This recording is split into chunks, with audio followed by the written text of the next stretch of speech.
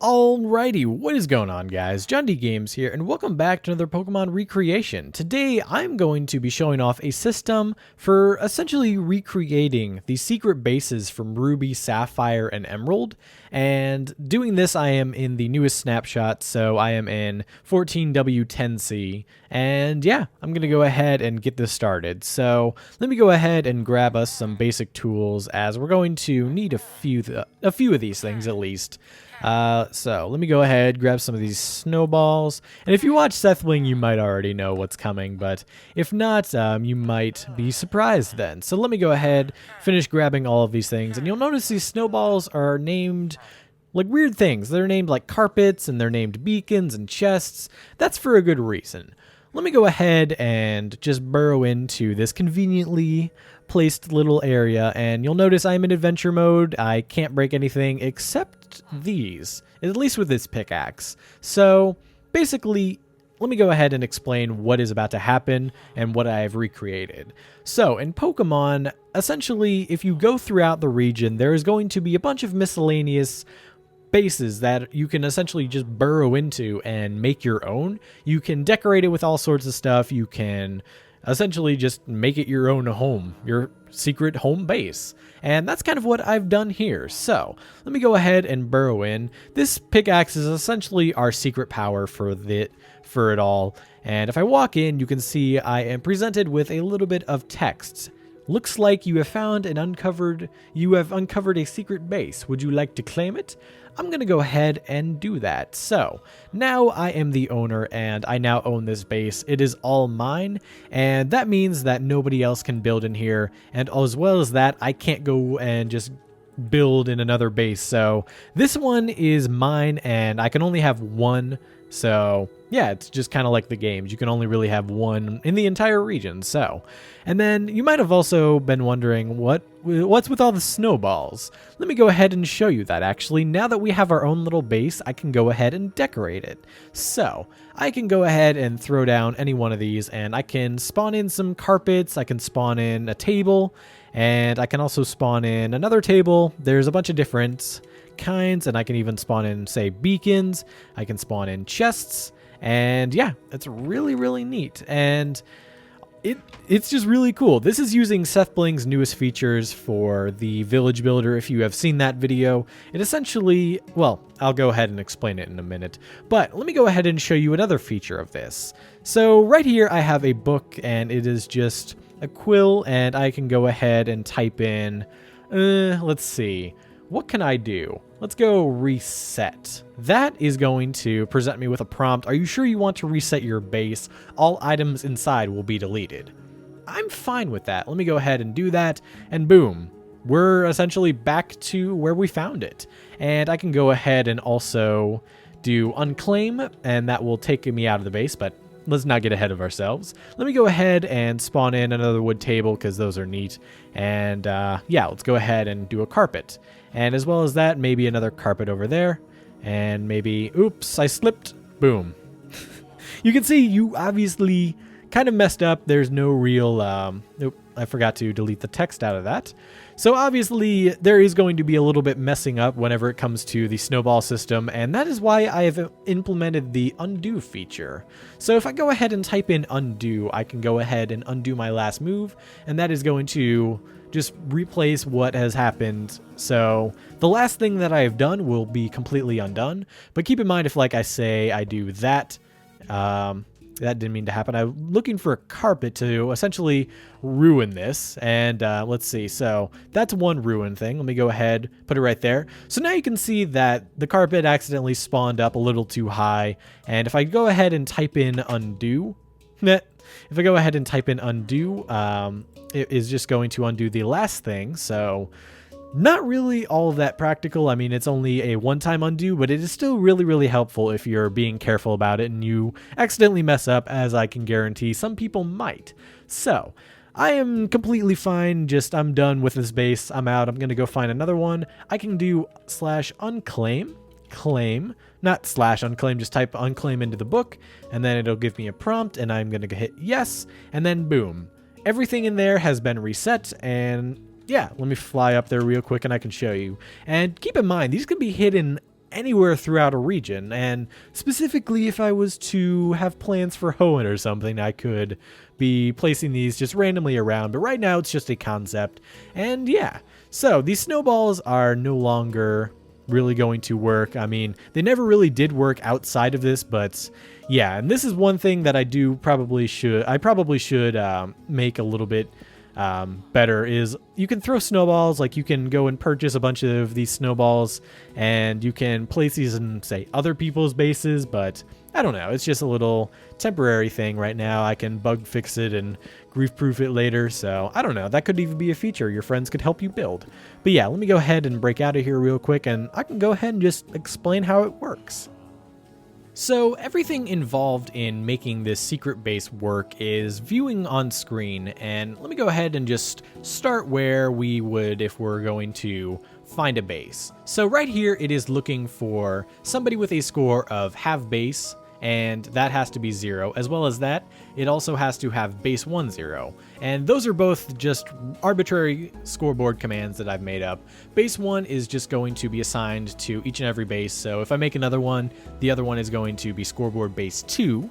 And then as well as that, there is a have base, which is essentially making it so you can't have multiple bases. If your score is set to 1, you can't walk in and you're not going to be prompted with the raw tell that is going to allow you to actually get that base. And so yeah, whenever you actually do walk in and you are presented with the raw tell, these two options pop up, the yes and the no. And if you hit the yes, then it is kind of self-explanatory what happened in there. It is going to belong to you. But if you hit no, it is just automatically going to teleport you out. And I think I might have messed up a little bit with the cloning there. Yeah, I might have messed up. Oh yeah, I messed up with the coordinates on that. I don't know why. It was working fine before. But yeah, that's something I can fix. But yeah, over here we have the set blocks that are going to activate if you hit either one of those buttons. And then it'll set blocks over here. And this one is for if you choose to claim it. So it will set your score of have base to 1, so you can't claim anymore. It'll set it to base 1, saying somebody owns that base.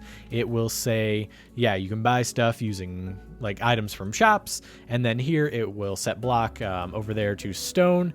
And then as well as that, it will also place a redstone block underneath this right here. So it isn't going to be prompted for anybody else. So if anybody else with a have base of 0 walks in, if they don't have a base and they walk in there, they're not going to be prompted. They're not going to do that.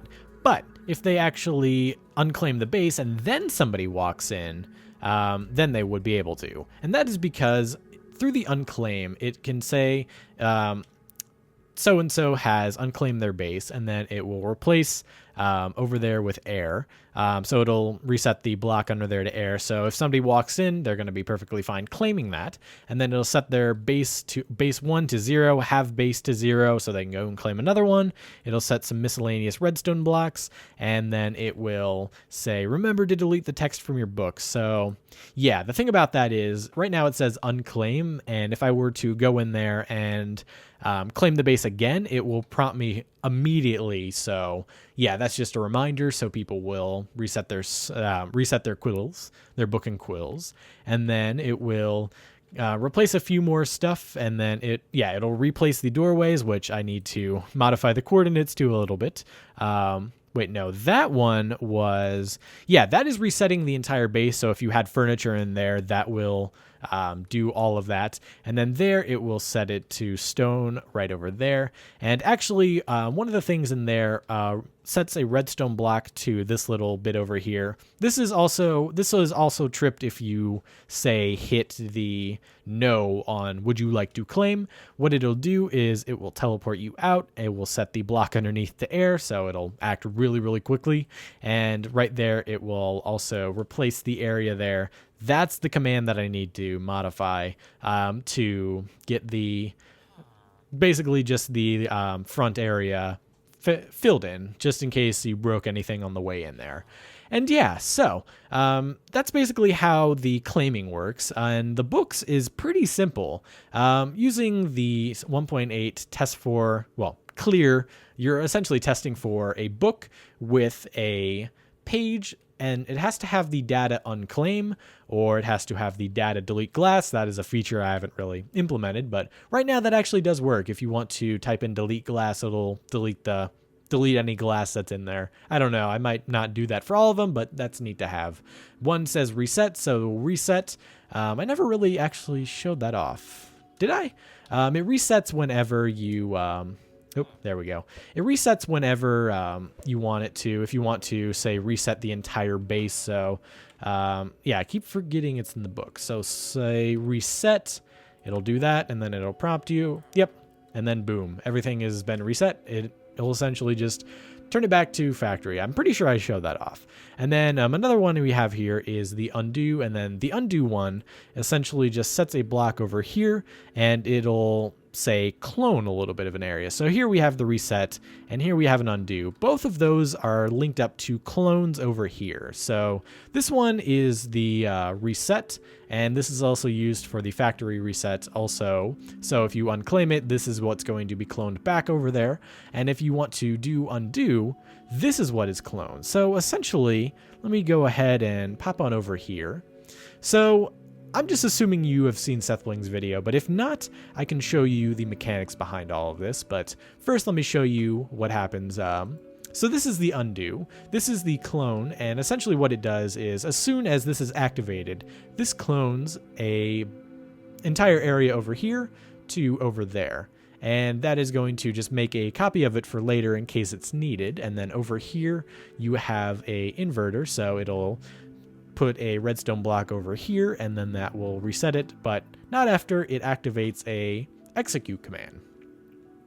The execute command here we have is a thing that is teleporting a wither skull that is just kind of around the world, and it is going to teleport a clone command. And this thing right here is linked up to all of these command blocks that are right next to these things. And what these do is these are all separate commands, and all of these are built so they will clone anything from over here. So these are our base things. If I modify any of these, it will show up whenever it is teleported. So let me go ahead and actually show that real quick. So all of these are just essentially getting cloned every time. So that one was that was a glass table. I can't see past that. Glass table, that's the one. So if I go ahead and throw that down there, you can see there's now grass because our base was modified, and so we're going to have these scattered around everywhere, and these are going to all hold the bases for it. Let me go ahead and just freaking reset this. Reset the reset. But yeah, and the way that these snowballs work actually is through all of these command blocks here. So all of these are separate, and all of these are in rows of 9 for the reason that they can be anywhere in your hotbar. And essentially this is straight out of Sethbling's mechanics that he did for the villager spawner. You can see that we have one that's lit up, and essentially what this does is it tests for if you have an item named a chest, which I do, it's right there, and it has to also be selected, so you can see that it is selected right now, but if I go off of it, it's not going to be, so it's testing for that. What it does is it will clone the command block that is over here, and it is going to clone it over here. Yep, over here. And so that is going to make it so, yeah, essentially all of these are changing every time I scroll over. That command block I'm staring at is changing. Pretty neat. And yeah, over here we have a bit of just a really fast clock, but we have a couple of custom commands as well. So I showed you the teleport command that was right there. No, that was the clone. This is the teleport, and what this does is it teleports the entity Wither Skull to an entity that is the snowball, but it also makes sure to teleport it if it has a can spawn score, and that is really taking advantage of the new entity that or the new snapshot features that essentially allows you to add scores to entities, and that can be to villagers, that could be to snowballs. And so that's what I'm using here. It's teleporting it only if it has that score, and the only place it is giving that score, so this is the scoreboard that is setting it all. The only way that it will ever set that score is if it is in there. So if I toss these around here, yada yada yada, nothing's spawning, regardless of what is selected. But if the entity, say, passes into there, it will spawn because it is within the barrier of the scoreboard. And so that is giving it a score. And that's also why if you just throw it down right by you, like really, really close to the ground, it isn't really going to work because you have to give it a little bit of distance. And so, yeah.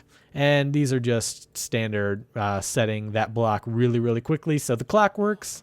And yeah, I don't think there's a whole lot else to this. I mean, we have clone commands, we have test fours for the inventories, we have the new books. This is just a snapshot riddled kind of thing, and it's really, really fun.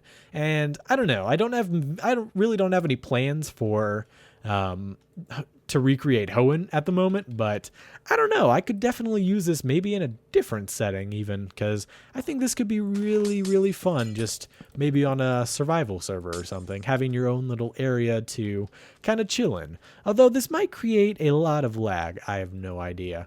Let me go ahead and hit unclaim, and yeah, that is basically all there is to it. Hope you guys have enjoyed this little thing. Yeah, like I said, I don't really have any intentions for recreating Hoenn anytime soon, but if I ever do, this is in 1.8 waiting for me. But yeah, hope you guys have enjoyed, and as always, if you enjoyed the video, be sure to leave a like, it really helps me out. And yeah, hope you guys have enjoyed, and I will see you guys next time.